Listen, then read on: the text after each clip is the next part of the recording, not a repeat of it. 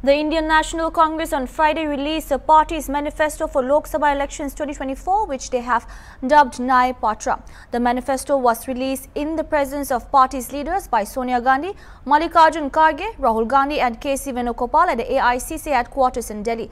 The manifesto focuses on 5 pillars of justice and 25 guarantees under them. The opposition party in its manifesto stated that Lok Sabha elections 2024 presents an opportunity to radically change the style of governance that has been in evidence over the past decade. They appealed to the people to look beyond religion, language, caste and urged them to choose wisely and elect a democratic government. The party in its manifesto said that it will restore full statehood to Jammu and Kashmir immediately and added it will also launch an urban employment program guaranteeing work for the urban poor in the reconstruction renewal of urban infrastructure. Furthermore, the party has promised to abolish the Agnipath program and direct armed forces to rescue normal recruitment to achieve the sanctioned strength. The party in its manifesto also stated that it will conduct a pan-India socio-economic and caste census. Meanwhile, Congress MP Rahul Gandhi, after releasing the party manifesto, said that one need to understand the foundation of the strategy made by RSS, BJP and PM Modi, the way Adani has a monopoly in ports, infrastructure and defense. In the same way, PM Modi has made a monopoly in political finance by using ED, CBI and income tax. This manifesto has not been made by the Congress party, it has been made by the people of the country. We have only written this manifesto. सबसे पहले ये समझना होगा कि हिंदुस्तान के राजनीतिक structure में हो क्या रहा है।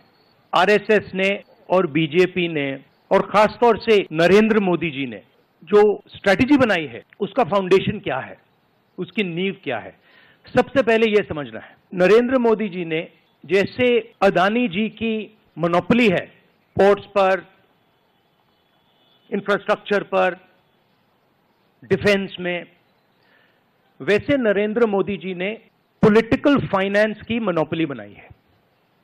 कैसे बनाई है? ED, CBI, income tax department का प्रयोग करके।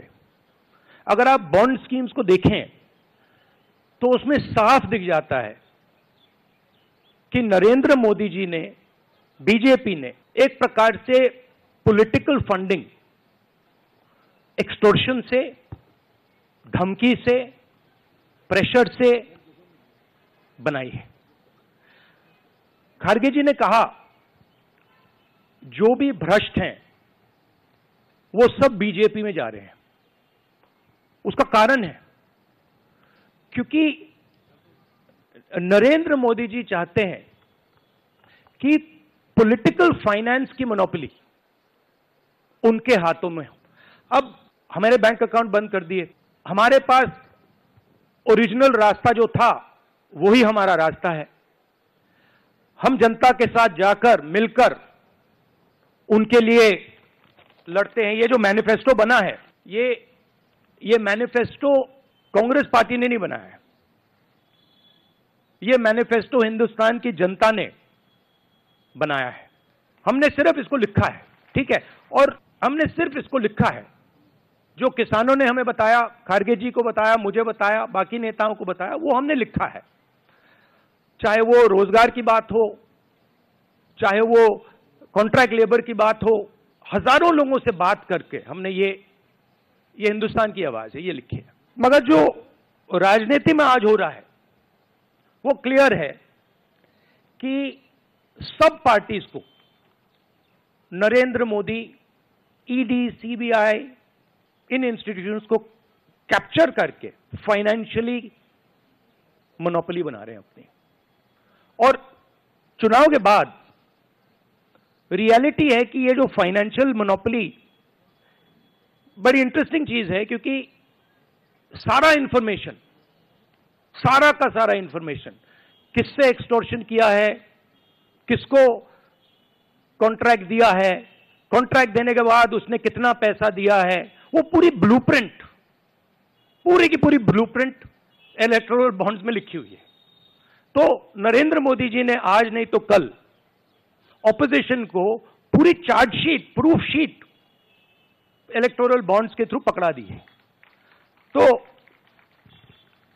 इसीलिए थोड़ा टेरर हो रहा है उनको, इसीलिए नंबर निकला है 400 पार। इसलिए ये महाराष्ट्र में हमारे नेता ले जा रहे हैं, हरियाणा में सब जगह हमारे नेता ले जा रहे हैं, क्योंकि इनको लग रहा है कि भैया अगर 400 पार नहीं 180 हो गई, 160 हो गई, 140 हो गई तो नैया पार हो जाएगी।